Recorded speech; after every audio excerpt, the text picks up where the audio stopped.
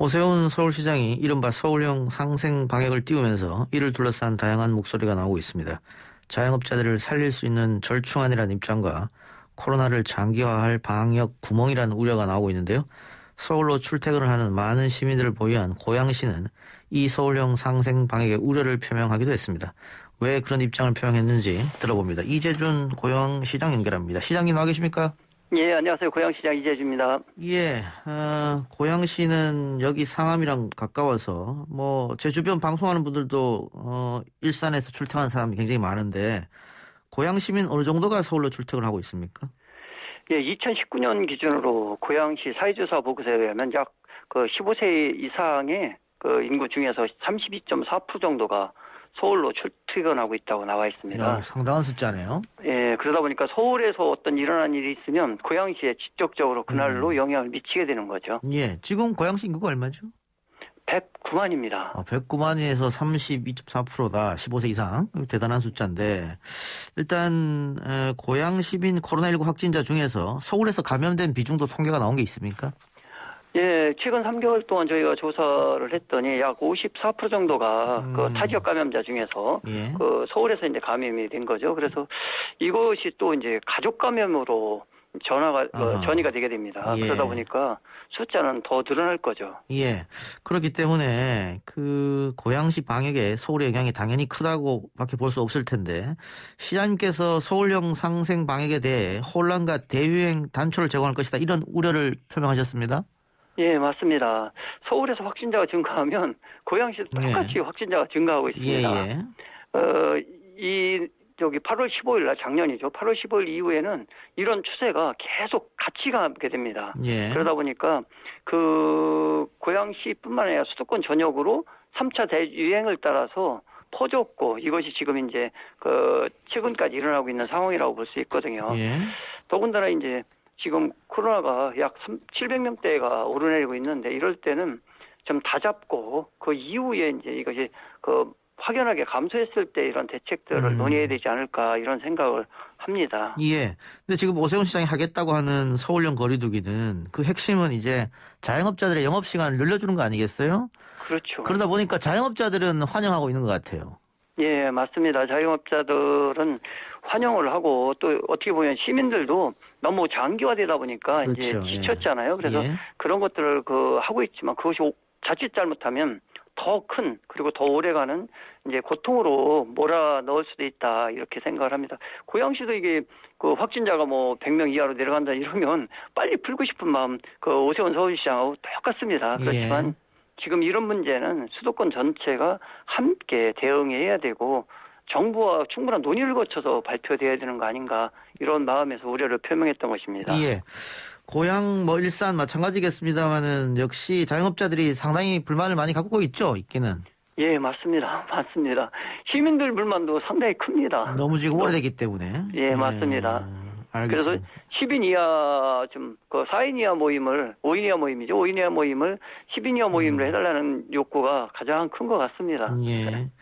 자, 서울시와 밀접한 주요 도시들과의 방역 협력이 서로 필요할 것이라 생각은 드는데 방금 말씀하신 것처럼 만일 서울에서 이렇게 서울형 거리두기가 실시되면 일산은 고향은 직격탄을 맞을 수밖에 없다. 근데 이에 대한 계획은 세우는 거 있으십니까 혹시? 예, 저희들도 소상공인들이 이제 영업을 못한 부분에 대해서 고양시 자체만으로 지난번에 영업 중단 같은 경우는 200만 원, 영업 휴게죠. 예. 휴식을 할 수 있도록 이렇게 한 것들은 휴업 지원으로 100만 원씩 지원을 했었습니다. 예. 그리고 또 5기 영업을 저희는 허용하고 있거든요. 그게 예. 이제 실내에서 이렇게 오밀조밀 앉아 있다 보면 감염이 될 확률이 크기 때문에 예. 5기 영업을 또 하고 있고 그리고 저희는 모든 작업장에서 안심콜이라는 제도를 통해서 출입자를 철저하게 관리하고 있습니다. 그래서 예. 이런 이제 안심콜 제도 같은 경우를 전국적으로 확산을 하고 또 이제 고양시 최초로 해서 임대료 감면을 정부가 지원해주라는 이제 법 개정 촉구 건의안도 내고 국회에서도 기자회견도 하고 했었습니다. 이런 것들을 이번 국회가 좀 선제적으로 시민들의 아픔을 좀 치유해준 차원에서 피해 보상 제도를 법제화했으면 좋겠다는 바람을 갖고 예. 있습니다. 그 5개 영업을 허용했다 하더라도 뭐 영업 시간이라든가 혹은 5인 이상 금지는 여전히 적용되는 것이죠. 그렇죠. 그래서 5기 영업을 하게 되면 사실 이 5인 이상 금지된 이 부분을 조금 좀 완화를 좀 해줘야 되는데 너무 이제 가파르게 확진자가 늘어나다 보니까 그런 논의를 할 시점은 조금 더 예. 봐야 되지 않을까 예. 이런 생각을 갖고 있습니다. 그 지자체장들끼리 어떤 뭐 주기적으로 소통이나 이런 것도 필요할 것 같긴 한데 어떻게 보세요? 예, 맞습니다. 이 수도권은 서울, 경기, 인천은 한 묶음이고 같이 가야 됩니다. 고양시와 그 경기도에서 고양시와 성남시가 확진자가 제일 많습니다. 예. 똑같이 서울로 유동하는 인구가 많기 때문에 그렇거든요. 이것을 그 서울시장님과 그 경기도의사가 협의를 한다든지 그렇지 않으면 인근 지자체들도 같이 협의해서 논의를 좀 해보면 어떨까 이런 생각도 가지고 있습니다. 예, 경기도가 워낙 서울보다 더 인구가 많으니까요. 그렇죠. 게다가 출퇴근하시는 분들도 많고 하다 보니까 당연히 서울과의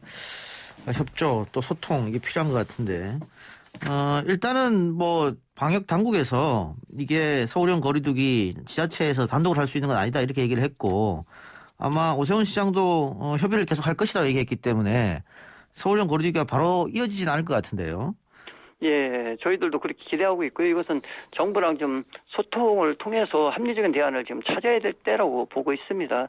특히 이제 그 어느 한 지자체가 이런 말을 이렇게 하게 되면 마치 이제 그것이 시민들한테 이제는 좀 거리두기를 풀어도 되는구나 이렇게 안심하게 되면 자칫 그 더 큰 그 확산세가 나타날 것 같아서 우려가 크다는 말씀을 좀 드리겠습니다. 예. 이게 이제 정치인이 갖고 있는 책임감 이런 부분일 수도 있는데 그 리얼미터가 오마이뉴스 의뢰로 여론조사를 한 걸 보면 방역 측면에서는 서울형 거리두기가 안 좋을 것이다. 이게 부정평가 더 많았어요. 다만 민생 측면에 효과적일 것이다. 긍정평가가 또 부정평가보다 높았거든요. 이게 자영업자들이 지금 너무 코너에 몰려 있는 것도 그렇습니다만은 우리 국민들도 지금 몇 개월째 이어지고 있지 않습니까? 5인 이상 모임 금지라든가 9시, 10시까지 이렇게. 그러다 보니까 피로감이 굉장히 쌓여서 이게 결국은 방역당국을 비난하는 혹은 정부를 비난하는 정치인들을 비난하는 그런 계기가 되지 않을까 싶기도 하는데요.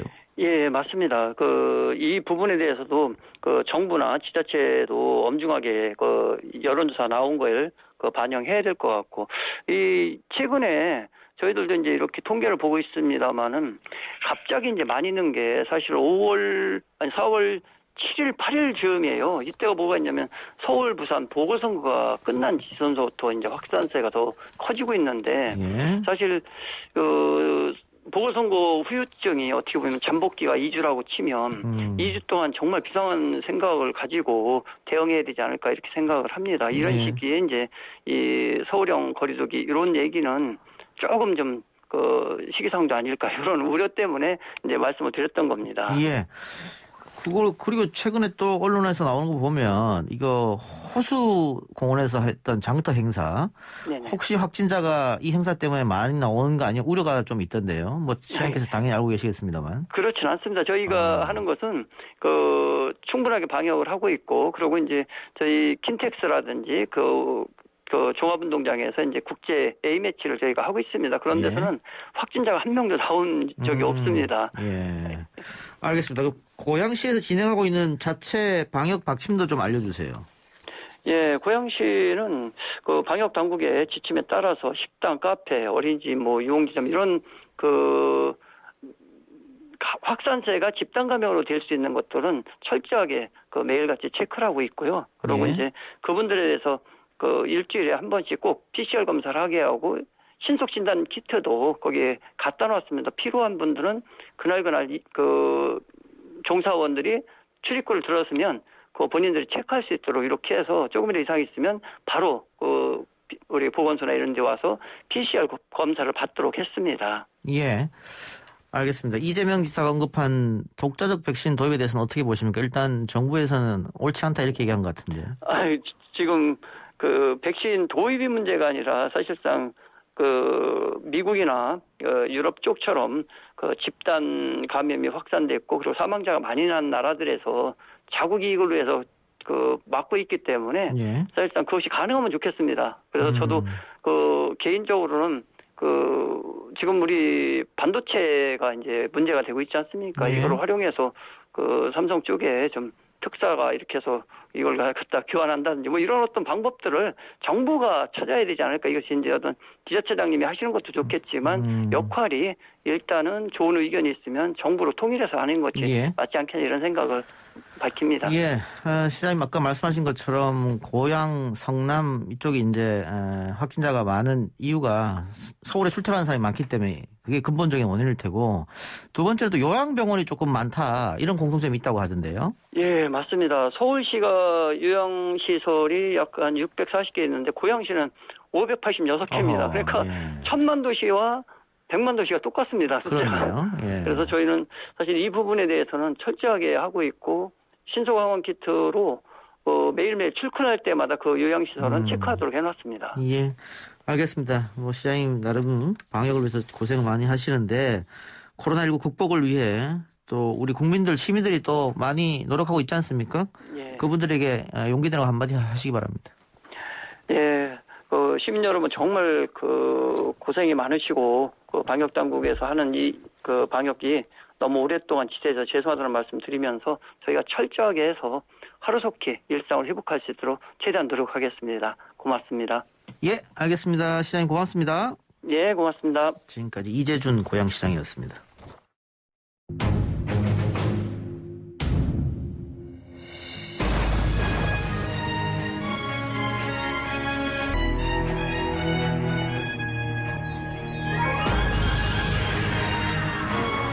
YTN 라디오 이동행의 뉴스 정면 승부 2부 시작합니다. 뉴스 정면 승부에서만 만나볼 수 있는 고퀄리티 정치 토크 여의도 정면 승부 시간입니다. 더불어민주당 이재정 의원, 국민의힘 박성중 의원 나왔습니다. 어서 오십시오. 네, 오랜만입니다. 네, 안녕하십니까. 박성중입니다.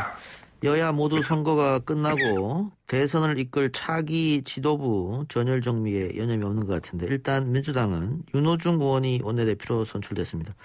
이 의원님, 네. 언론에서 친문 강성의 윤호중 의원이 원내대표로 선출돼서 협치가 쉽게 되겠느냐 이런 이야기를 하던데. 예, 뭐 저희가 좋을 때조차도 이제 친문 비문을 가르는 견해에 대해서 제가 그런 말씀 드린 적이 있는데요. 모두가 친문이다 이런 얘기를 했는데 예. 또 집권 후반기로 갈수록 이제 또 모두가 비문인 자칭이든 타칭이든 뭐 그런 국면이 되는데 결국은 문재인 정부 성공을 위해서 해야 할 일, 그러니까 문재인 정부 성공이라는 것은 정권의 성공이 아니라 국민이 같이 성공할 수 있는 방향에 대해서 이야기할 수 있는 단호하게 추진력 있게 해낼 수 있는 그런 지도부라면은 뭐 친문 지도부라는 이야기도 응당 들을 수 있겠다라는 생각이 드는데요. 뭐 강성이라든지 뭐 개혁은 해서는 안 될 것처럼 언급하는 그런 시각에 대해서는 저는 윤호중 의원님이 표현했던 그 사륜이라는 말을 통해서 다시 한번 짚어드리고 싶은데요. 민생과 개혁 따로 있지 않고 어느 영역, 그러니까 국회에도 다양한 상임위가 있듯이 예. 어느 분야에 집중해서 요구하는 국민도 없을 뿐더러 예. 모든 분야가 국민의 일상에 다 관여된 분야라는 측면에서 고른 분배를 통해서 고른 동력을 지속할 수 있는 수장으로서 윤호중은 이제 이 시기에 뭐 적임자라는 평가 당 안에서도 예. 충분히 압도적인 지지로 받은 것 같습니다. 그건 뭐 민주당 의원들이 선택한 거니까요. 네. 그 법사위원장 후임 이야기는 혹시 들어보신 적 있으세요? 뭐 여러 가지 저도 언론을 통해서 언론을 듣는 통해서. 이야기들인데요. 사실은 다 이제 거론 가능한 예. 선택지들이죠. 언론에서 언급되는 많은 분들이 3선 이상이시고 예. 이제 위원장 순서에 있어서 해당되는 분들도 있으시고 또 그 이상 되시는 분들 같은 경우는 기존에 위원장을 맡지 않았던 분들 가운데 또 법사위라는 위원장직이 통상보다 굉장히 그 권위가 좀 부풀려진 측면도 없지 않기 때문에 뭐 상원이라는 얘기까지 듣고 있는데 저는 뭐 그 부분에 있어서는 단호한 개혁이 여야가 합의해서 예. 고유의 기능으로 돌려드리는 방식으로 개혁이 필요하다고 보고 있지만 여튼 간에 이제 법안들을 조율하는 최종 간문의 역할을 사실상 기능하고 있기 때문에 그만큼 좀 경륜 있고 예. 다양한 측면에서 좀 고민을 해봐야 되는데 알겠습니다. 거론되는 모든 분들 다 뭐 예. 충분히 가능한 분들이라는 생각입니다. 좀 지켜보고요. 야당은 박 의원님 어떻게 보십니까? 윤호중 원내대표 선출. 상당히 우려하고 있죠, 결론적으로. 우려하고 있다. 예. 이거 윤호중 그 대표가 21대 들어와서 법사위원장을 했지 않습니까? 예. 그러면서 저희들 그 야당하고 공수처법이라든지 임대차 3법이라든지 기업 규제 3법이라든지 이런 거 막 굉장히 그 억지로 많이 통과시킨 경향도 있고요. 또 최근에 김부겸 총리 후보는 협치를 포용하겠다 이런 차원에서 상당히 이야기를 했는데 윤호중 그 대표는 뭐 검찰 개혁이라든지 언론 개혁, 개혁을 추진하겠다고 또 이야기하고 있고 이런 차원에서 과연 그 강성에 그것이 제대로 먹혀들겠느냐. 이번에 보궐선거를 통해서 여러 가지 어떤 민의가 많이 드러났는데 아직도 정신을 못 차린 것 같다. 많이 유연해졌으면 좋겠다 이런 말씀을 드리고 싶고요. 특히 원내대표로 됐기 때문에 지난 18대는 지금하고 완전히 반대였습니다. 그래도 11대 7로 상임위원장을 나누고 법사위원장을 야당한테 다 양보했습니다. 전반기에 여당이 다 독식했기 때문에 후반기는 서로 상생하면서 협치를 해 나가자. 그런 차원에서 이 상임위원장도 이제 정상적으로 제자리로 돌려주자 이런 말씀을 드리고 싶네요. 예, 뭐 원내대표나 또 5월 초에 민주당 전당대회가 있으니까 누가 당대표에 따라에 어떻게 될지 좀 지켜봐야 될 것 같고요. 근데 그 국민의힘도 이제 윤호중 의원의 파트너가 필요한데. 네네네. 다음 주입니까? 예, 다음 주 월요일 26일 날 선택할 예정입니다. 우리가 원래 그 원내대표하고 그 정책위 의장이 하나의 파트너로 묶어서 됐는데 이것이 여러 가지 문제가 있다 이렇게 판단하에 이번에는 분리하기로 됐습니다. 그래서 오늘 비례 여결을 거쳐서 20일 그 목요일 날 전국 이 또 상임위를 해가지고 당헌 당규를 개정해서 다음 주 월요일 26일 날 최종적으로 선출할 예정입니다. 지금 권성동, 김기현, 김태흠, 유이동 뭐 이런 사파진 될 것이다. 이게 언론의 분석이던데. 네네. 아까 뭐 친문 강성이 원내대표로 민주당이 뽑혔다 했습니다만 지금 네 분도 유연함과는 좀 거리가 먼 분 같은데요. 우리 권성동 의원 같은 경우는 이제 검사 출신이고 전투력이 좀 있고 좀 그런 측면이 있습니다만 김기현 의원 같은 경우는 뭐 전략통이고 유연합니다. 판사 출신으로서. 김태흠 의원도 좀 강성이고요. 유이동 의원도 세대 교체로 유연하고 강약, 강온이 1대2로 겸비되어 있다 이런 말씀 드리고 싶습니다. 누가 될 것 같습니까? 제가 이렇게 말하면 큰일 나죠. 아니 뭐 예측인데 뭐. 그래도 또 저는 뭐 생각하는 인물이 있습니다만은. 예, 알겠습니다. 이것도 역시 국민의힘 의원들이 뽑는 거니까. 그렇습니다. 어떻게 될지 모릅니다만 지금 국민의힘 초선이 상당히 많지 않습니까? 지금 우리가 101명 중에 58명 정도가 초선입니다. 60%가 초선입니다. 초선이 어떤 선택을 하느냐에 따라서 또 결과가 바뀔 수도 있겠네요. 그러면. 그렇습니다. 뭐 초선이 다 집단적으로 한 사람 뽑지는 않겠습니다만. 네네. 알겠습니다. 박성중 의원이 아까 국무총리 후보자에 대해서 얘기했으니까 개각 이야기도 같이 해보죠. 김부겸 총리 후보자, 이철희 정무수석. 근데 이 두 분을 제외하면 거의가 이제 관료 출신들이 승진한 케이스고요. 정치인들은 뭐 이렇게 두 분 나눠볼 수 있을 것 같은데 일단 여당에서는 이번 개각 아마 좀 쇄신의 의미가 있었을 것 같아요. 선거에서 패배하고 어떻게 보셨습니까? 네, 아까 관료 또 전문가 영입 같은 경우는 보통은 안정을 지향할 때 그런 등용을 많이 하는데요.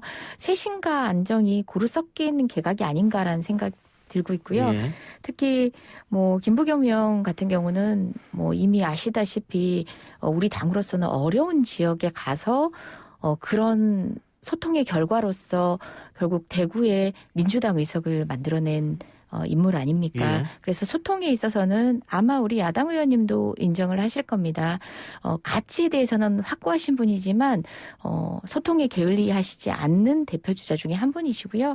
무엇보다 그 김부겸 그 국무총리 후보자라든지 아니면 우리 이철희 전 의원 같은 경우는 정무수석 같은 경우는 사실 언론에서는 그렇게 분류하시더라고요. 그러니까 비문으로 비주류다, 예, 뭐, 예. 비주류로 분류도 하시고 하는데 뭐 그 분류 자체가 온당한지는 둘째치더라도 그렇게 보아질 수 있는 사실상 이제 쓴소리들 거침없이 예. 하시고 다른 시각에서 또 소통을 할 것을 주문을 하시는 등의 여러 가지 또 에너지로서의 역할들도 하실 것 같기 때문에 쇄신의 의미 충분히 담을 수 있는 인사였다. 그리고 또 개각 안에서도 또 국민들이 안정감 느낄 수 있는 정책이 필요한 내용들은 또 그런 인사들을 이제 장관 후보자로 기용한 그런 관리와 또 관리라는 것이 막연한 안주의 의미가 아니라 추진력 있는 관리를 위해서 이제 안정적이지만 꾸준한 개혁이라든지 정책의 일관성을 유지할 수 있는 분들로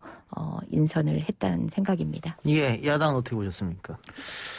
뭐 전체적 결론은 어느 정도 노력은 했다 이런 평가를 예. 하고 있는데요. 예. 전체적으로 본다면은 그 임기 말 관리형 개각으로서 어쩔 수 없는 관료 전문가는 어쩔 수 없는 거 아니냐. 예. 거기에다가 이제 쇼인도 개각이고 변화가 의지가 별로 없다. 이제 이런 저희들은 평가를 하고 있습니다. 예. 뭐 김부겸 총리에 대해서는 찬반 양론이 있습니다. 우리 내부에서도 예. 통합형 정치인이다 이런 평가도 있고 또 지난 대표 때 보니까 너무 또 친문에 또 아부하는 경향도 있고 뭐 그런 측면에 찬반 양론이 있습니다만은 이철희 수석에 대해서는 예. 이철희 수석에 대해서는 뭐 특별한 의견은 별로 없습니다. 상당히 예. 긍정적인 신호들이 많습니다. 그리고 이제 두 번째 저희들이 이야기하는 것은 역시 그래도 고집불통 캠코더 인사는 그대로 간다.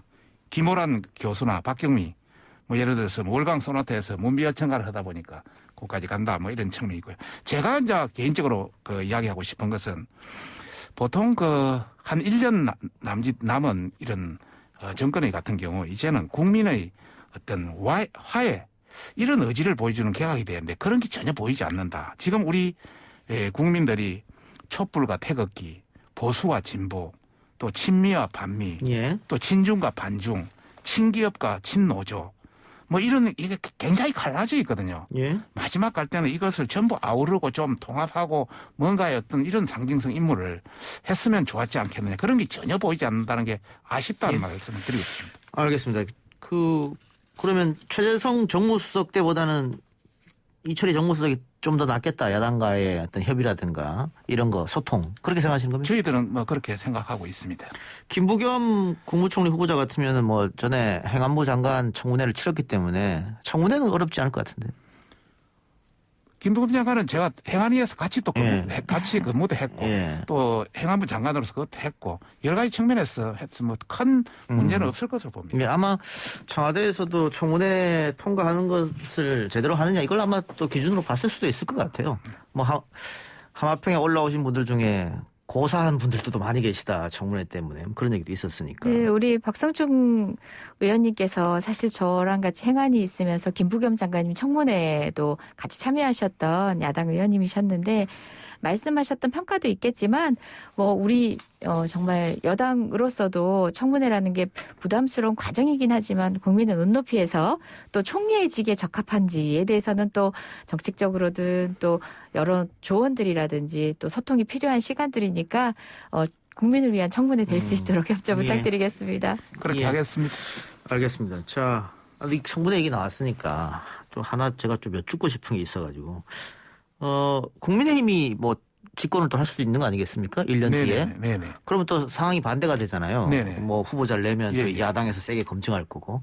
근데 지금과 같은 청문회 방식을 고수를 하면 아무도 안 하려고 그럴 것이다. 망신주기식 이렇게 하면. 그래서 도덕성 논란은 또 비공개로 하는 게 어떻느냐 이런 얘기가 좀 있잖아요. 어떻게 보세요? 미국 같은 경우는 사전에 우리 같은 청와대 뭐 이런 팀 내에서 확실히 모든 검증을 다 거치고 나서 국세청이라든지 뭐 윤리위라든지 이런 데서 예. 거쳐서 어느 정도 된 사람을 올리는데 우리는 그러지 않고 그냥 순식간에 올리다 보니까 그런 검증할 시간이 없습니다. 예를 들어 뭐 사정이나 법무 이런 비서관 쪽에서 인사비서관 쪽에서 하더라도 전체적인 검증이 안 되다 보니까 전혀 그게 안 되는 인사들이 자기의 미달되는 인사들이 예. 많이 나오다 보니까 지금 이런 방식이 되는데 조금 더 시스템적으로 안정화시킬 필요는 있다. 저는 그렇게 생각합니다. 예. 예. 이제 다음 대선이라는 이번에 선거 승리를 하신 야당 아니겠습니까? 대선에 정말 자신감을 가지신다면 조금 객관적인 입장에서 전 청문제도 개선에 대해서는 같이 힘을 모아주시면 싶은 게 저도 마찬가지입니다. 예. 우리 박근혜 정부나 이전 정부에서도 늘 있어 왔던 얘기거든요. 이번에도 이제 장관 후보자, 저는 뭐 정확한 내용 저 역시도 여당 의원이지만 잘은 모르지만 사실상 가족들 반대로 여러 인선에서 본인이 마지막에 고심을 하다가 가족들 반대로 이제 사라진 분들이 많습니다. 유능하고 그 직에 있어서는 적합한 분이라도 혹여 있을지 모를이라는 이야기를 토를 달 정도로 사실상 지금까지의 청문회가 온 가족들이, 온 집안이 풍비박산 나는 청문회 방식이었거든요. 좀 객관적으로 입장을 가지신다면은 청문제도 개선에 대해서는 여야가 같이 국회에서 제도적 개선 논의를 시작하면 좋겠다는 생각입니다. 제가 정치인들 오면 이 문제에서 꼭 여쭤보는데 다 두 분과 같은 생각이거든요. 근데 왜 안 고쳐질까? 지금 박성중 의원님 같이 시작하시죠. 네, 저희가 예를 들어서 뭐 5대 범죄라든지 7대 범죄 관련해서 들어가면은 확실히 그 검증을 해가지고 거기에 해당되는 사람은 제외를 하고 거기에 안 걸리는 사람 위주로 해서 어떤 확신을 가질 수 있도록 뭔가 해줘야 되는데 청와대에서 대부분 인사가 대통령이 찍는다든지 몇 사람 소수해서 찍다 보니까 이게 그걸 검증할 시간조차가 없는 거예요. 그런 시스템이 안 돼 있는 거예요. 그래서 이 제도를 고칠 필요가 있습니다. 예, 알겠습니다. 그게 뭐 국회 내에서도 어쨌든 이제 도덕성 검증 차원이라든지 공개 부분과 비공개 부분을 나눠하는 방식으로 그리고 판단은 별도로 하면 되는 거잖아요. 그죠? 그렇죠. 그래서 이제 망신 아주 사소한 문제지만 사실은 가족들이나 뭐 기타 이제 관계자들한테 망신이기 때문에 그 절차 자체를 들어오지 않으려고 하는 게 최근 박근혜 정부보다 더 달라진 풍경이기도 하거든요. 유능한 사람 제때 제대로 쓰지 못하는 것도 정부로서는 국민들께는 손실이기 때문에 저는 우리 유능한 재선 의원 우리 박성중 의원님과 또 이재정 의원이 같이 총대를 메고 시작하면 이 논의 시작할 수 있을 것 같아요. 시작이 중요한 거니까. 같이 하시죠. 좋습니다. 알겠습니다. 자, 오늘 대정부 질문이 있었는데 여기서 당연히 백신 관련 이야기가 나왔습니다.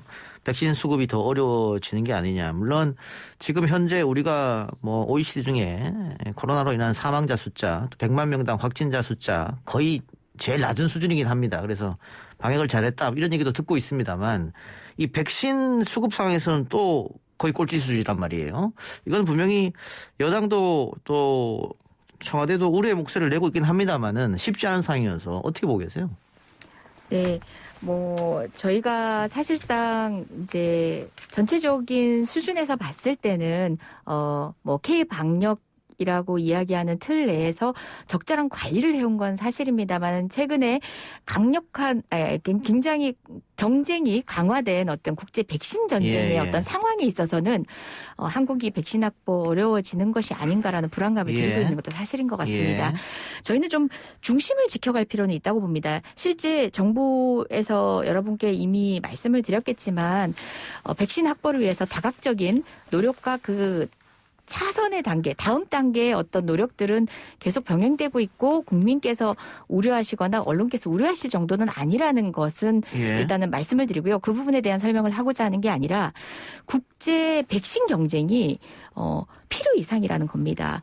특히 지금 우리 한국 내에서조차도 사실상 지금 이제 생산하고 있는 여러 백신들에 대해 가지고 국외 방출을 제한하자라는 이야기를 특히 이제 인권적 감정에서 감수성이 아주 높은 우리 정의당조차도 하고 계시거든요. 그와 같은 백신의 과열 경쟁 하에 한국마저 들어가는 방식으로 국제 방역을 무너뜨린 방식으로 동참하기보다는 다가올 G7 회의에서 지금 미국부터 사실은 조금 자제를 해야 되는 국면이기도 합니다. 전 세계적으로 자국이기주의 백신 경쟁이 과열되고 있는 측면에 있어서 좀 중심을 잡아가는 방식의 원칙은 하되 그 안에서 우리 백신 수급 당초 계획에 따른 확보 재차 점검하면서 저희가 좀 안정적인 대응을 해나가는 게 중요하다는 생각입니다. 박수주 의원님. 저는 현 정부가 K 방역 홍보에 치중하다 보니까 조기 백신 확보에는 완전히 실패했다 이런 말씀을 결론적으로 드리고 싶고요. 거기에 곁들여서 미국의 3차 접종 검토, 그 부스트샷이라든지 그다음 국방물자 생산법에 의해서 원자재 수출 통제라든지 이런 게 같이 곁들여져서 앞으로 더 어려질 가능성이 훨씬 크다 이런 말씀을 드리고 싶습니다. 그리고 지금 우리나라 백신 접종률이 2.95% 3% 정도인데 OECD 37개국 중 35위 정도거든요. 이걸 보고 외국에서 외신에서 블룸버그 같은 경우는 6년 이상이 소요된다. 앞으로 면역이 확보되려면 이 정도 수준이라면. 그리고 월스트리트 저널에서는 한국을 경제적 구렁텅이에 빠질 수 있다. 한국을 대표적으로 이렇게 평가하고 있습니다. 그리고 이제 더 큰 문제는 문 대통령을 지명을 해서 좀 그걸 합니다만은 대통령께서도 작년 12월 9일 날 보면은 긴 터널 끝이 보인다 했습니다. 예. 전혀 터널 속으로 들어가고 있거든요. 그 다음에 작년 12월 28일에는 모더나 CEO 화상통화 해가지고 2천만 명분 2분기 공급한다고 큰소리 쳤는데 지금 전혀 안 될 가능성이 크거든요. 시기도 안 돼 있고. 금년 3월 1일 날 11일까지 집단 면역 완성된다고 하는데 사실상 어렵거든요. 그리고 4월 12일 날 백신 수급 관련해서 확실히 낮춰지고 있다. 신뢰할 수 없는 말만 자꾸 하고 있기 때문에 국민들이 자꾸 더 못 믿고 있다. 이런 상황이 더 오히려 불신을 가속시킨다. 이런 말씀을 드리고 싶습니다. 예, 알겠습니다. 백신 문제는 다양한 이야기가 나오고 있긴 합니다만은. 예, 제가 조금만 첨언을 해서 드리면 올해 당초 계획하고 있던 수준 내에서는 충분히 확보가 가능한 거고요. 특히 접종의 어떤 이제 속도 관련해 가지고도 우려하시는 분들도 있는데 지금 백신 접종 센터를 71개에서 175개로 늘리기도 하고 그리고 위탁 개혁을 통해서 여러 위탁 의료기관들도 지금 5,000개 정도가 됐습니다. 그래서 우리가 지금 확보 계획 중에 있는 그 계획의 물량을 이와 같은 방식의 접종 기관에서 동시 접종을 했을 경우에 충분히 지금 한간에서 떠들고 있는 방식의 우려가 조금은 과장된 측면이 없지 않다는 걸 말씀드리고요. 예. 게다가 그런 우려를 부추기는 과정에서 국제 백신 경쟁에 자국이기주의로 몰입하면서 우리나라에서 위탁 생산되는 분을 국외 반출을 제한하자라고까지 정치인이 주장한다는 것은 전 진짜 우려스러운 부분이 많습니다. 그래서 위기의 팬데믹 상황에서는 우리가 사재기 열풍 때문에 슈퍼마켓에 물건이 동나는 거 여러 번 보지 않았습니까? 실수요자들이 아닌 거죠. 그 위기를 느낀 국민들이 사는 것 가지고 뭐라고 할 수는 없지만 정치권에서 그와 같은 방식으로 부추기는 것은 경계해야 된다는 생각입니다. 정치권에서 그 부추기는 사람 아주 극소수고요. 우리 당에는 그런 사람 없고요.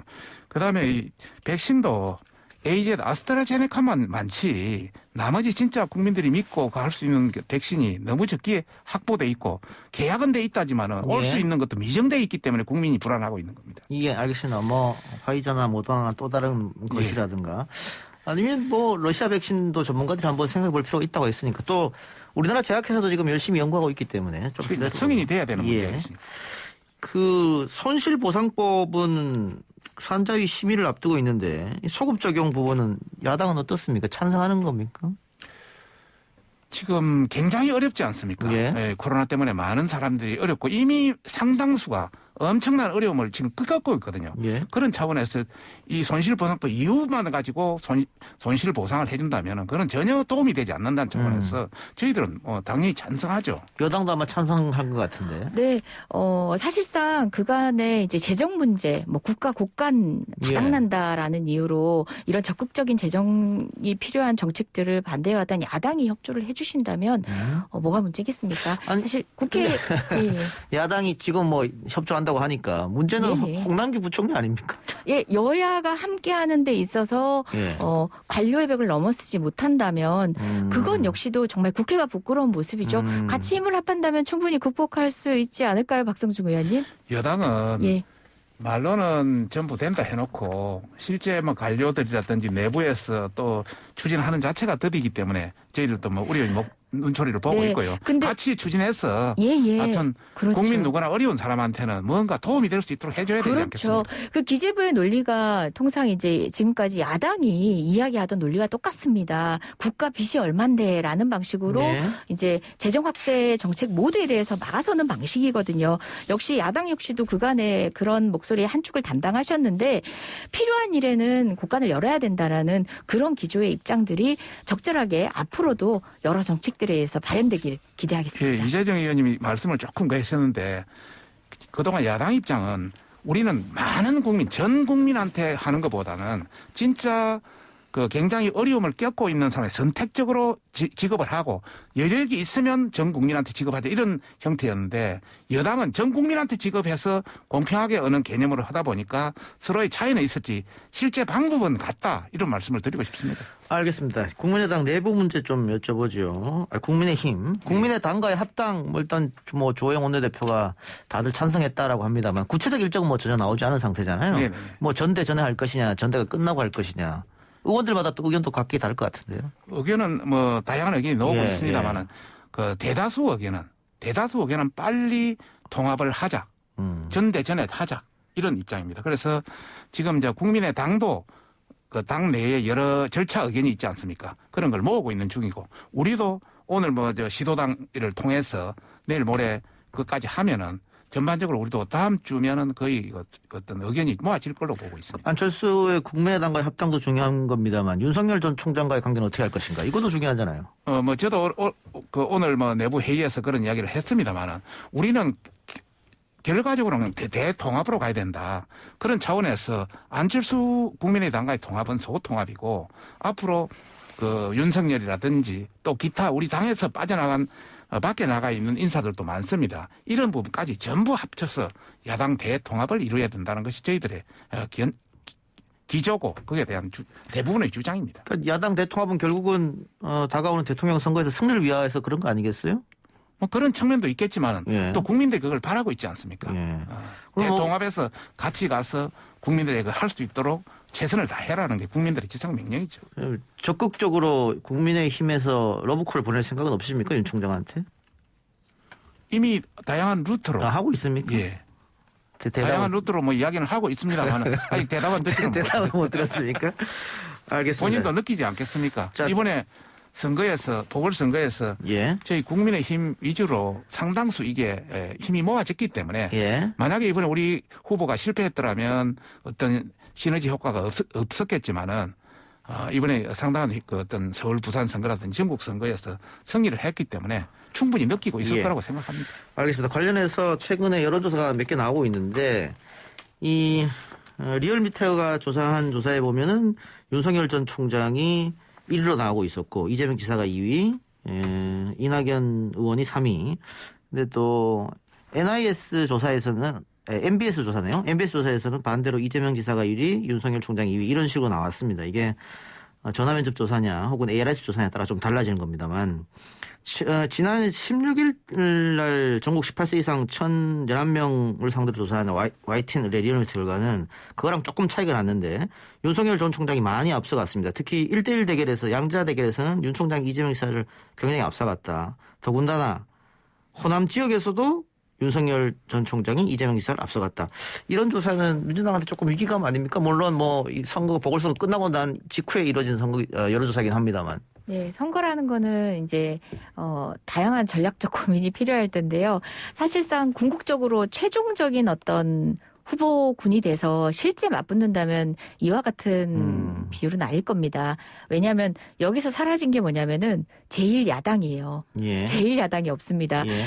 아마 우리 박성준 의원 비롯한 우리 국민의힘 쪽에서는 자당에서 대선 후보군으로 거론되는 정말 3위권 안에 주자를 내지 못하고 있는 상황이 더 참담하실 것 같은데 윤석열 후보 역시도 우리나라가 기반이 약할지라도 그래도 이제 정말 양당제 방식의 여러 가지 결과들을 내온 지가 꽤 됐는데 제1야당이 생략된 상태에서 인물만을 전대로 했을 때는 사실은 우리 여당에 대한 여러 가지 주문 또는 복합적인 어떤 민심이 다양한 루트로 메시지 안에 반영된 게 아닌가 그렇게 보고 있습니다. 자, 방금 이재정 의원이 지적한 대로 이 조사에서 윤석열, 이재명 또 안철수 의원 전 대표가 이제 4위 정도 했고 이낙연이 3위 이렇게 됐는데 홍준표, 원희룡, 유승민 그래 국민의힘 쪽 사람들은 지금 전혀 못 올라와서 이거는 고민거리 아니겠습니까? 국민의힘에서는. 여론조사라는 것은 언제든지 출렁일 수 있는 것이고요. 지금 현 단계에서는 저희 당 후보들이 조금 약한 측면이 있습니다. 그때 여론조사 윤석열 윤석열 전 총장이 뭐 1위고 이재명 씨가 2위고 그다음에 이낙연 씨, 그다음에 홍준표 씨라고 내가 그렇게 알고 있는데요. 전반적으로 여하튼 앞으로 야권 통합 관련해서 저희 당으로 상당히 시너지 효과가 돼 있기 때문에 앞으로 우리 당 중심으로 충분히 통합되지 않겠나 저희들은 그렇게 보고 있습니다. 그러면 또 그렇게 노력해야죠. 홍준표 의원도 어쨌든 무소속이니까 예. 복당 문제는 어떻게 해결하시는 것입니까? 그래서 아까 이야기하는 대통합, 빅텐트 차원에서 윤석열이건 홍준표건 모두 다 아울러서 용광로에 넣어서 녹여서 새로운 대선 후보를 선출해야 된다. 저희들은 그렇게 보고 있습니다. 지금 전대는 6월 달 예정이지 않습니까? 전대는 이제 당 대표를 선출하는 것이고요. 예. 대통령 후보는 11월 9일, 우리는 4개월 전에 선택하게 돼 있거든요. 예. 11월 9일쯤 전에 그때 선택할. 그러니까 전대 6월이 끝나고 네네. 11월이 이제 대통령 경선이면 그렇습니다. 그 전에 좀 빨리 이렇게 뭐 통합이 되든가 해서 내부에서 투쟁을 하든 경쟁을 하든 해야 될 거 아니겠어요? 시간이 좀 없어 보이는데. 일단 우리 1차로 안철수 당과의 통합을 하고 예. 그 이후에 이제 윤석열이라든지 홍준표라든지 기타 많은 인사도 융합해서 전체적으로 11월 9일쯤에는 한 사람을 선택해야죠. 국민의힘보다 민주당은 더 빨리 후보를 선출하게 되어 있습니다. 9월에 선출하게 되어 있지 않습니까? 5월에 전당대회고 9월에 후보 선출인데, 소위 말하는 제3후보가 지금 잘 안 떠오르는 것 같아요. 지금 정세균 총리가 이제 준비를 하고 본격적으로 뛰어들면 지지율이 좀 올라올지는 모르겠습니다만은. 근데 지금 이재명 지사가 독주하는 거기 때문에 이재명 지사가 독주하게 되면 여권에서도 좋지 않다 이런 얘기가 좀 많이 나오거든요. 예, 모든 현상을 두고 정치 비판은 항상 부정적인 측면을 부각하는 방식인데요. 제3의 후보가 필수적인가에 대해서는 저 장단이 있다고 봅니다. 역동성을 넣는 데는 또 필요한 역할이기도 하지만 또 기존에 많이 거론되고 충분히 검증된 역량들이 검증되고 국민에게 설득된 후보 자체가 주는 안정감과 튼튼함이 있는 거거든요. 그래서 모든 가능성을 부정할 수는 없지만 어느 하나를 두고 이제 지나치게 기후를 지나치게 확대해서 부정적인 방향으로만 볼 필요 없다는 생각이고요. 저는 지금의 후보군 또 지지율은 이제 또 여러 상황들에 따라서 출렁일 수는 있지만 충분히 지금 갖춰진 진영으로도 국민께는 다양한 대안을 보여드릴 수 있다고 보고요. 그럼에도 불구하고 또 역동성을 드러낼 수 있고 민주당 안에서는 또 검증과 새로움을 겸비한 여러 주자들이 있기도 하거든요. 정치는 생물이다 보니까 우리가 예측할 수 없는 또 한 달 뒤에 또 다른 상황이 있을 수도 있겠다. 여전히 저도 열어놓고 또 관전 주체이기도 하지만 관전해 보기도 합니다. 예. 거기에 곁들여서 제가 하나 좀 추가를 하고 싶습니다. 저희들 당의 후보자가 조금 눈에 보이지는 않기는 합니다만은 지난번 서울시장 선거 때만 보더라도 첫 출발은 안철수가 10% 이상 압도적으로 나왔고요. 그다음에 나경원 대표, 그다음에 이번에 시장이 된 오세훈 후보였습니다. 그렇지만은 거기 바뀌면서 충분히 한 1개월 사이에 완전히 바뀌었거든요. 그다음에 우리 야당 국민의힘 내에서 오세훈 후보로 단일화됐을 때도 안철수 후보에 상당히 졌습니다. 그래서 전반적으로 조직력이 필요하기 때문에 아직 모른다 이 말씀이죠. 모르고 우리 당 위주로 되지 않고. 알겠습니다. 두 분 말씀 오늘 여기까지만 듣겠습니다. 지금까지 민주당 이재정 의원, 국민의힘 박성중 의원이었습니다. 고맙습니다. 네, 더 열심히 하겠습니다. 감사합니다.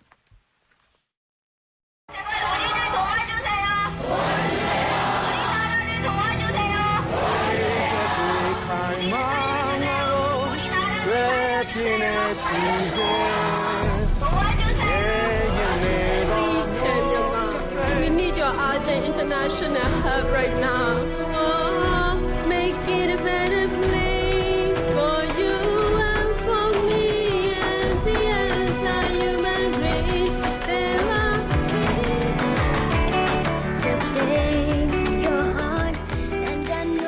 이동의 뉴스 정면승부는 방송 프로그램으로는 최초로 미얀마 민주주의의 지지와 연대를 선언하고 매일 이 시간 우리들의 연대 목소리를 들려드리고 있죠. 오늘 만나볼 분은 미얀마 국민들에게 전하는 응원의 노래 Everything Will Be OK를 만들고 부른 래퍼 겸 프로듀서 김디지 씨입니다. 김디지 씨 나와 계십니까? 네, 안녕하세요. 이 작가님 안녕하세요. 네, 안녕하십니까. 먼저 이 노래를 만들게 된 이유부터 들어볼까요?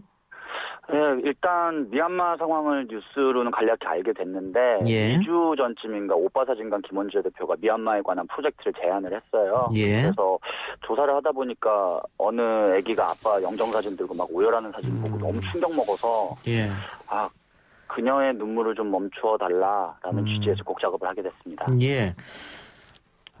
지금 음악이 나가고 있는데 스컬시랑 같이 불러주네요. 네네. 예, 스컬시 반응 어땠습니까? 안 그래도 어제 아침에 일찍 전화가 왔어요. 그런데 지금 스컬 형하고 제 SNS 계정으로 미얀마인들이 수천 개의 감사 메시지를 계속 남기고 아, 있어요. 그렇습니까? 예. 그만큼 미얀마 상황이 많이 절실한 것 같다. 디지 네가 더 많이 인터뷰하고 본인도 더 홍보하고 미얀마 상황 더 널리 알리자. 그래서 그들에게 힘 되어보자 이렇게 이야기 나눴고요. 예. 뭐 참고로 스컬 형은 BTS나 싸이 형 이전에 빌보드에 최초로 올라가는 사람이기도 해서 예. 이번 프로젝트에 더 큰 영향력이 있었던 것 같습니다. 예. 그 주변에서는 어떤 반응을 보였습니까? 이 음악을 듣고 나서? 음악한 지가 한 20년 넘었는데 예. 이렇게 감사하다는 댓글을 많이 받은 건 처음이에요. 거의 뭐 악플만 달리거든요. 근데 늘 그렇듯이 저는 뭐 근데 뮤지션답게 할 일 해줘서 고맙다 이렇게 반응해 주셔서 너무 감사하네요. 예. 정말로요. 알겠습니다. 우리가 미얀마 민주화운동을 지지해야 하는 이유는 어디에 있다고 보십니까? 저는 어떠한 정치적 상황이나 어떠한 방식이라도 폭력은 용인될 수 없다고 생각해요. 예. 그리고 특히 아무 죄 없는 민간인, 노약자 그들을 향한 폭력은 어느 이유도 없다고 생각하고요. 예. 민주주의라고 뭐 거창한 이유도 중요하겠지만 가장 중요한 건 꽃으로도 사람 때리면 안 되거든요. 예. 그게 제가 그들을 지지하는 이유입니다. 폭력 예. 앞에 절대 굴복하지 말라고 꼭 말씀드리고 싶습니다. 근데 김진 씨는 과거부터 민주주의, 인권 뭐 이런 데 관심이 많으셨잖아요. 뭐 주로 언론을 욕을 많이 했죠. 예. 뭐 그런 계기가 있었습니까? 저 아무래도 힙합 음악을 시작했다 보니까 예. 아무래도 힙합에서 표현하고자 하는 것들이 좀 그런 성향들이 되게 많았던 것 같아요. 과거에는 뭐 아무래도 인종차별이나 이런 문제에 대해서 이야기를 많이 했었고 예. 또 한국에 와서는 그 지형이 좀 기득권에게 대항하는 느낌으로 많이 이야기를 하는 게 힙합 음악이었어서 아마도 그렇게 해서 제 메시지를 많이 담았던 것 같아요. 알겠습니다. 마지막으로 청취자 여러분들께도 미얀마 민주화 투쟁에 대한 관심 네. 또 지지해달라고 호소하시기 바랍니다. 미얀마의 세 손가락은 자유, 민주주의, 선거를 의미해요. 우리가 겪었던 수많은 아픔들 그들이 다시 겪지 않게 일단 할 수 있는 건 전 다 해봐야 된다고 생각하고요. 세 손가락 들고 그들에게 더 많은 관심 주시고 그들을 위해 기도해 주셨으면 좋겠습니다. Everything will be okay. 다 잘 될 거예요. 김진 씨 오늘 인터뷰 감사하고 다음에 따로 네. 한번 봅시다. 따로 한번 뵐게요. 예, 네. 고맙습니다. 네. 지금까지 래퍼 김디지 씨였습니다.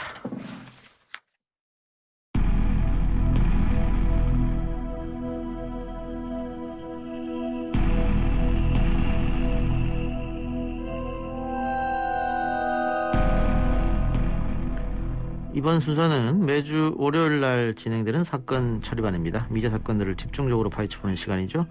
배상훈 프로파일러 나왔습니다. 어서 오십시오. 안녕하세요. 오늘은 두 가지 사건인가요? 세 가지 사건입니까? 다 제주도에서 일어난 사건이네요. 예. 제주 관덕정 살인 사건. 어떤 사건입니까? 예.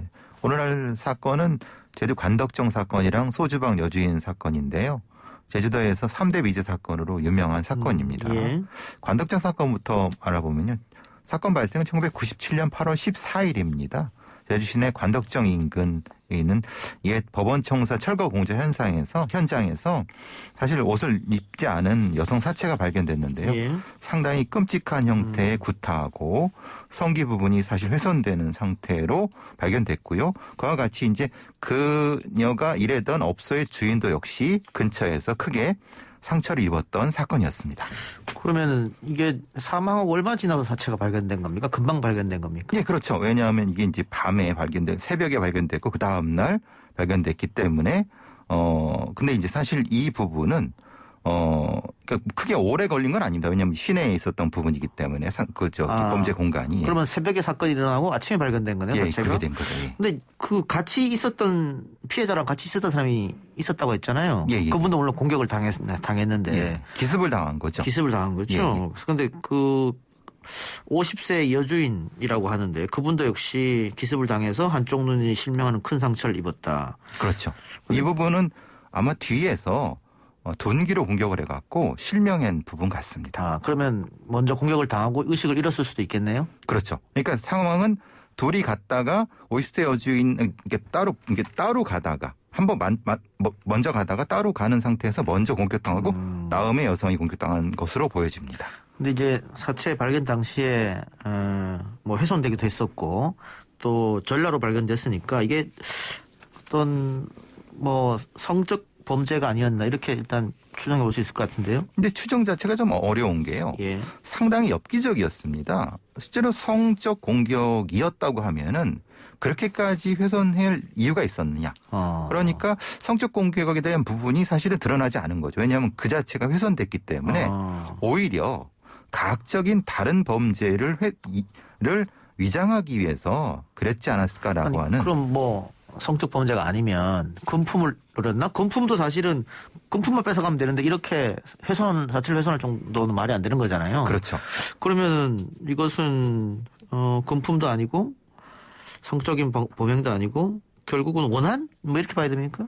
이 두 분의 아마 직업이 아마 술집에서 일을 하시던 분이었는데 퇴근하고 가시던 길이었기 때문에 예. 혹시 그 바로 전에 있었던 손님과의 어떤 시비가 있지 않았을까. 그럴 가능성도 있긴 하네요. 그래서 그 부분 때문에 이렇게 좀 처참하게 훼손되지 않았을까라는 추정을 우선적으로 해볼 수 있는 거죠. 근데 범인으로 추정되는 사람이 경찰서에 먼저 전화를 했다면서요?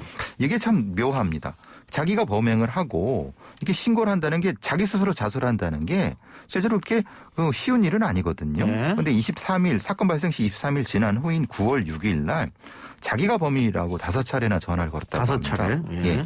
그런데 이제 그래서 경찰이 그 공중전화를 찾아냈고 예. 지문을 채취해서 관련된 김 씨를 체포했고 그리고 이 사건의 바로 전과 후에 발생했던 사건. 그러니까 말하자면 그때도 강간미수와 특수강도가 있었나 봅니다. 그러니까 지금 그 공간에서 여러 건이 있었는데 그 두 건에 대한 부분은 피해자가 있었기 때문에 확인이 돼서 그 범행이 자백하게 된 거죠. 그러니까 공중전화에 전화해서 내가 범인이다 말했고 거기 가서 지문을 떠보니까 용의자가 발견됐고 그렇죠. 그리고 체포해서 보니까 그전 사건도 이 사람이 했다. 그러면 이게 왜 지금까지 문제가 되죠? 이미 끝난 사건 같은데? 그러니까 이게 순서가 좀 애매한 것은 사실 이 사건이 아니라 본인은 그 8월 3일과 9월 23일 사건에 대한 자수를 한 건데 경찰에서 지금 이 관덕정 사건, 살인 사건 쪽으로 여러 가지를 맞춰보다가 이게 맞춰진 부분. 그래서 사실은 자백이 아니라 뭔가 이제 진술을 하게 돼서 기소를 하게 됐는데 문제는 이제 법정에서 살인 사건을 자기는 한 적이 없다라고 부인한 겁니다. 그러니까 이게 순서가 좀 애매한 부분이 있습니다. 예, 그러니까는 사건이 이 사람 용의자는 8월 3일과 9월 23일에 강간 미수를 저질렀고 또 특수강도를 저질렀는데 지금 살인사건은 8월 14일 날 일어났단 말이죠. 그렇죠. 중간에 있었죠. 이거는 내가 하지 않았다. 그렇죠. 이 사람 입장에서는 형량도 확 차이가 나니까 살인사건하고는 이거는 그럼 법정 가서 내가 안 했다 부인하면서 빠져나왔다 이렇게 볼 수 있겠네요. 그렇게 이제 지금 얘기가 되는데 다른 가능성도 얘기될 수 있고 좀 요 과정이 좀 묘한 부분이 있습니다. 어쨌든 앞서 말씀드린 두 건은 피해자가 있었기 때문에 징역 8년이 선고됐고 살인사건은 본인이 안 했다. 왜냐하면은 한 사람은 죽고 한 사람은 실명이기 때문에 보질 않았기 때문에 이렇게 된 거죠. 그러면 교수님이 봤을 때는 이 사람이 범인으로 보여집니까? 어떻습니까? 가능성은 충분합니다. 왜냐하면 방법이라든가 범행 수법이라든가 그 공간의 유사성. 장소. 예, 그렇죠. 왜냐하면 뜬금없이 8월 4일하고 9월 23일 했는데 다른 범인이 그 중간에 와서 비슷한 거의 똑같은 범행을 한다는 건 상당히 어렵거든요. 예. 그 공간에서 특정한 범행을 계속했던 사람이 있고 근데 이 두 번째 건 같은 건 사람이 죽고 진술할 수 없으니까 부인했을 가능성 그게 가장 높겠죠. 그러면 지금 인정된 범죄는 특수강도와 강간미수 사건이잖아요. 그렇죠. 그런데 중간에 살인사건은 굉장히 사체도 훼손했고 심하게 그 앞과 뒤 사건들하고 조금 다르지 않습니까? 많이 다르죠. 예. 그렇기 때문에 공범이 있을 수 있다. 그러니까 사실은 공범이 있었는데 앞에 두 사건은 본인이 책임을 지고 중간에 있는 사건 자체에 대한 다른 범인이 있다고 하면 이것은 말이 좀 된다. 그렇지. 지금 상태로 봐선 첫 번째와 세 번째는 그렇게 심각한 폭행이 없었는데 두 번째만 심각한 폭행이라고 하는 건 사실 의미가 없지 그렇죠. 않습니까? 예. 그러니까 그거를 좀 추적을 했어야 되는 것이 아닌가라는 생각을 해봅니다. 그러면 이 용의자는 지금 첫 번째와 세 번째 사건으로 인해서 다 복역을 하고 나온 상태입니까? 그렇죠. 오래전에 나왔죠. 예. 그럼 경찰도 아직 이 부분에 대해서 끈은 놓지 않겠네요. 그렇죠. 가능성은 아직 예, 여전히 가능성은 있으니까. 충분히 있는데 그때 이제 있었던 사건 자체가 사실은 미제가 된 것은 중간중간에 확인을 했어야 되는데 이제 범인을 잡아놓고 하다 보니까 그 사람인 줄 알고 재판이 진행됐고 근데 이제 다시 사건을 수사하려다 보니까 할 수가 없었던 상황이 된 거죠. 어쨌든 다른 증거가 좀 나와야 뭐 다시 이 사람을 불러서 조사를 하든 뭐든 할 거 아니겠어요? 그렇죠. 그게 좀 필요할 것 같네요. 예, 예. 뭐 당 97년이니까 뭐 CCTV나 이런 건 전혀 없었을 테고 또 새벽 3시니까 목격자도 없었을 테고. 예. 알겠습니다. 두 번째 살펴볼 사건은 제주 소주방 여주인 살인 사건이네요. 예, 그렇습니다. 2006년 9월 3일 제주도 건입동의 한 소주방에서 여주인 한 씨가 질식사인 상태로 발견된 사건입니다. 근데 이 문제는 사망은 질식사로 했는데 여인의 몸에 상당히 그 일종의 가학적인 찔린 상처가 많아갖고 예. 이 사건이 어떤 사건이 좀 추정이 좀 어려웠던 사건이고요. 예. 옷도 좀 벗겨진 상태에서 엎드린 상태에서 이불이 덮여있던 사건이었습니다. 예. 자, 이상한 점이 방금 교수님이 말씀한 채로 사인은 질식사인데 이 여성의 몸 뒤쪽에 정확한 흉기는 모르죠. 뭘로 찔렸는지. 예, 확인이 안 되고 있습니다. 근데 굉장히 많은 횟수로 찔리는 흔적이 있단 말이죠. 예. 왜 그랬을까요? 그러니까 이제 그러면 가장 추정할 수 있는 거는 뭐 일종의 고문 같은 거죠. 그러니까 뭐 비밀번호를 얘기해라. 그리고 뭐 콩장 비밀번호 같은 거. 이 가능성이 가장 높지 않을까라고 하고 또 하나는 이 범인은 하나가 아니라 둘 이상일 수 있다. 예. 그렇기 때문에 이게 혹시 가학적인 행위를 하려고 그러지 않았을까? 라고 하는 것이 추정이 되는 거고 또 이제 이불이 덮였다는 부분 때문에 또 논란이 됐던 사건입니다. 이불이 덮였는데 논란이 된 이유는 뭐죠? 그러니까 이거를 이제 죽였으면 죽였거나 그랬는데 뭔가를 덮어놓고 가는 행위는 이걸 언두잉 행위 말하자면 일종의 약간의 이 죄책감 비슷한 형태지만 사실은 후회하는 행위 정도거든요.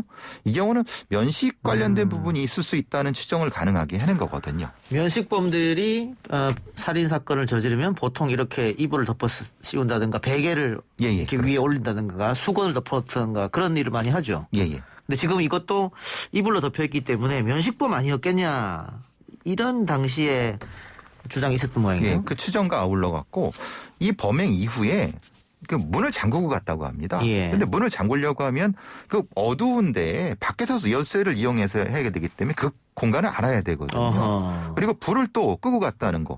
이런 것들은 사실 쓸데없는 행동인데. 그렇죠. 그러면 이 어떤 스위치라든가 이 열쇠 이유는 아는 사람이어야 된다. 그리고 이 소주방 위층 건물 2층에 이 피해자의 가족이 살았다고 합니다. 그런데 이 비명소리를 못 들었다고 하는 것은 사실은 급작스러운 공격이거나 아니면 뭔가 그러니까 좀 면식이 있어 얘기하는 와중에서 뭐 공격이 있었다고 하면 당연히 면식이 있다고 보는 것이 맞지 않을까라는 추정을 한 거죠. 그렇군요. 다른 증거는 없었습니까? 뭐 족적이라든가 지문이라든가. 근데 이 사건은 사실 좀 지문이 나올 수 있었는데 왜냐하면 그 사건 현장에 탁자에 이제 술상이 차려져 있었습니다. 근데 뭐 컵이나 술병에서 지문이 근데 나올 줄 알았죠. 예. 근데 문제는 거기에 이제 습기가 있어갖고 이 지문이 검출이 안 된 부분인 겁니다. 처음에는 그랬죠. 발견될 줄 쉽게 해결될 줄 알았죠. 거기 컵이랑 맥주병이랑 뭐 있으니까. 그렇죠. 근데 이게 2006년 사건인데 요즘은 기술이 좋아져가지고 옛날에 안 되던 지문도 뭐 다시 나올 수 있고 뭐 그렇게 얘기하던데요. 이거랑 관계가 없습니까?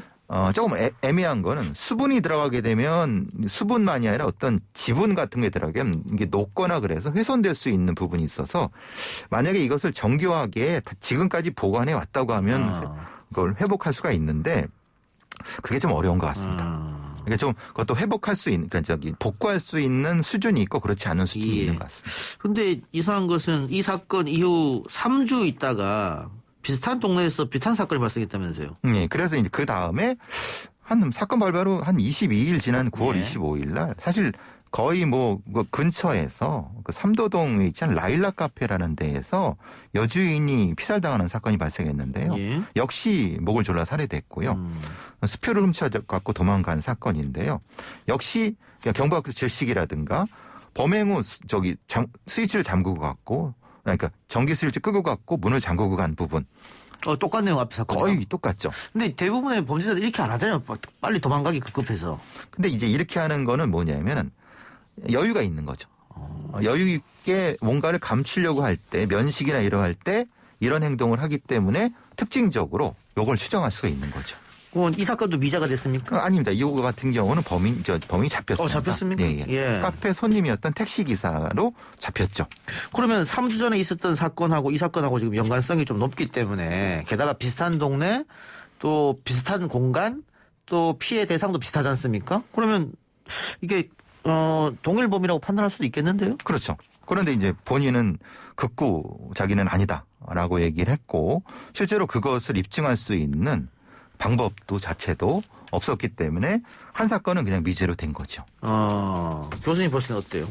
근데 저는 분명히 이것은 물론 탐사보도 프로그램에서도 여러 추적을 해봤습니다만은 분명히 가능성은 있는 것 같습니다. 그러니까 어느 정도까지의 그 연관성은 있는데 그게 직접적인 연관성인지 아니면은 무엇인가 뭘 숨기려고 하는 건지 거기까지는 확인을 못했죠. 이거 살해 후에 이불 덮어놓은 것도 이 두 번째 사건도 그랬네요. 그렇죠. 네. 이렇게 공통점이 많은데 직접 증거가 없었군요. 그러면. 그렇죠. 직접적으로 지문이라든가 이런 것도 없었고 본인도 역시 특별한 어떤 이 알리바이 같은 경우도 명확히 입증할 수 있는 부분이 없었기 때문에 사실은 좀 애매했던 것이었죠. 그러면 경찰들도 그 소위 말해서 심증은 있는데 물증은 없다. 이렇게 되는 거네요. 그렇죠. 예. 게다가 그 소주방 사건의 피해자도 생전에 지인에게 택시기사를 언급한 적이 있었다면서요. 이제 라일락 카페 살인 사건의 범인은 택시기사였는데. 그렇죠. 그러니까 이제 소주방 피해자의 지인이 피해자가 돌아가시기 전에 사실 택시기사가 누가 있는데 사실 그런 얘기를 했다고 합니다. 그러니까 그 얘기는 뭐냐면 좀 약간 위협을 느꼈던 그런 사람이었다는 뉘앙스로 얘기를 했다고 합니다. 예. 그러니까 그 사람이 사실은 지금 말씀드린 이 두 번째 사건의 범인이 그 직업이지 않습니까? 예. 그러니까 뭔가 연관이 있다라는 것을 암시하는 거죠. 근데 이 라일락 카페 사건 범인은 자신이 범인이 아니라고 주장하고 있네요, 지금까지도. 근데 사실은 이 범인 고 씨는 DNA가 손톱에서 피해자 손톱에 나왔기 때문에 그러니까 이거는 사실은 빼도 박도 못하는 부분인 거죠. 그런데 물론 본인은 이제 억울하다고 하는 거죠. 근데 그때는 이제 다 판결이 끝났기 때문에 이게 본인은 그럽니다. 이 사건 두 사건은 관련이 없다고 얘기하는 겁니다. 예. 관련이 없다. 이것도 역시 재수사를 아마 계속하고 있는 것 같은데. 계속하고 있습니다. 예. 이것도 또 다른 증거가 없다면은 사실은 동일범 송이다라고 말하기 좀 어려우니까. 그렇죠. 계속해서 증거를 찾고 있는 것 같고.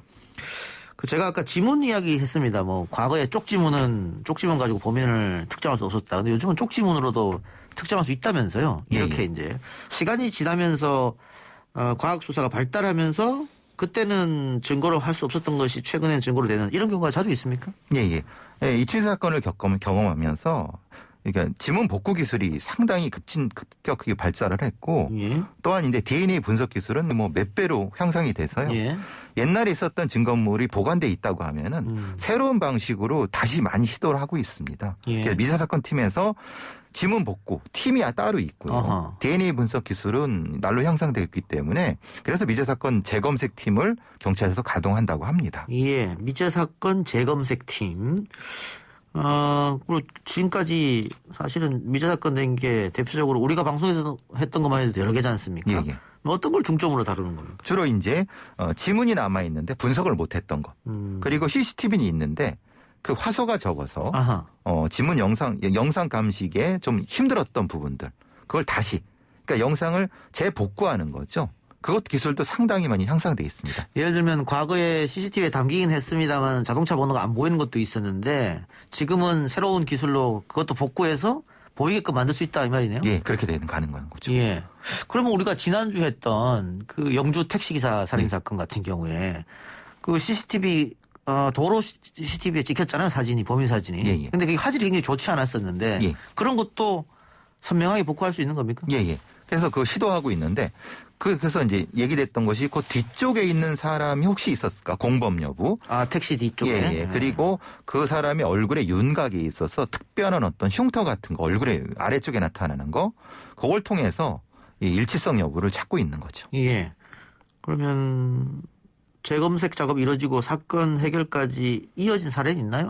아직은 없나요? 어떻습니까? 아직은 없지만은 지금 살인 사건은 아니라 하더라도 절도 사건이나 성범죄 사건은 지금 계속 성과가 나오고 있습니다. 특히 성범죄 사건 같은 경우는 보관돼 있는 증거물로 복구가 지금 거의 많이 되고 있습니다. 아, 과거에는 그 보관된 증거에 DNA가 남아 있어도 그걸 채취하는 기술이 없었는데 그렇죠.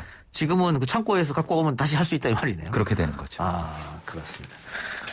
알겠습니다. 이 재검색 작업이 빨리 또 강범에게 이루어져서 지금까지 해결되지 않은 사건들이 이루어지길 바라겠습니다. 지금까지 사건 처리반 배상훈 프로파일러였습니다. 고맙습니다. 감사합니다.